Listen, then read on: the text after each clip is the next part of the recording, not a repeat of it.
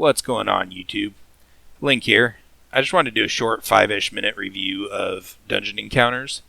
This review is solely my own opinion and based on my playthrough of the game, which is currently approximately 5 hours of playtime.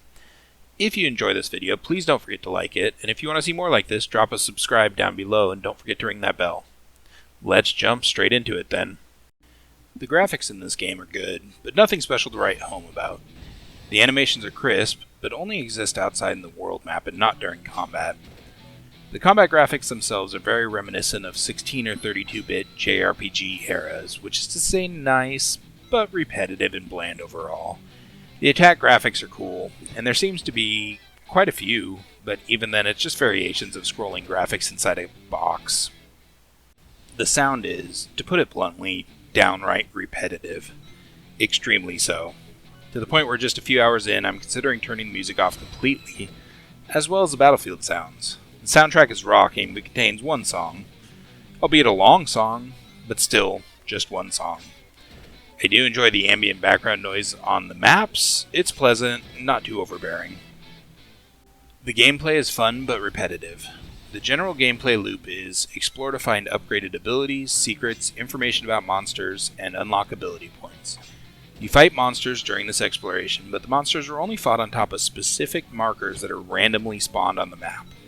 The game should take it from Final Fantasy and others in the genre and make it so each move on the board you have a small percentage chance to encounter a monster. Monsters do respawn when you change floors. I believe they also start to respawn as you interact with a certain number of encounters, but I'm not positive on that one. Abilities are discovered as you explore the map, and one of the first abilities that you discover shows the locations of every combat encounter on that map. It also costs almost nothing to equip and is just a passive. During gameplay, your characters level up, giving them hit points and proficiency points that they use to equip gear.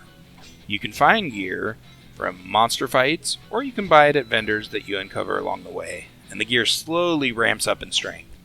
Combat is broken up into a typical JRPG timed system where you go each time your bar fills, as does the enemy.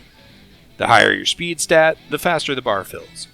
On your turn, you can attack using one of two different equipped weapons, either melee, ranged, or spells, or you can cast a battlefield ability. Your characters and monsters have a physical defense stat, magical defense stat, and hit points. You have to completely burn through the defense stat associated with your weapon before you can damage the hit points.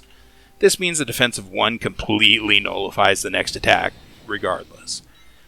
If your party dies, you can start another adventuring party with other characters in the game if you have any unlocked. If all unlocked characters die or get KO'd, you lose the game. So far, the content seems to be decent, and I'm hoping that there will be a lot more in the future, either through patches or just deeper in the game. It seems the map changes every 10 or so floors into a different kind of map with different background music. Monsters change every 2 to 3 floors, with some overlap. The items are somewhat rare drops for monsters, and there does seem to be a decent range of items that can drop, though you're likely to get repeats. There are also items that drop that can increase your character stats permanently, but are lost when you use them. The game is fun. It's repetitive.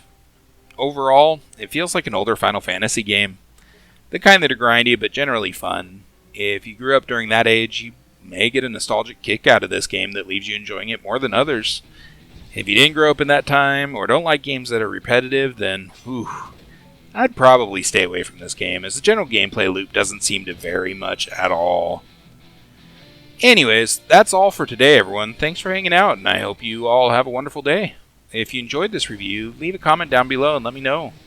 Ask me questions. I'll do my best to answer everyone and give more thoughts if you want them. If the video does well, I'll even consider doing this for more games in the future. Anyway, take care, YouTube.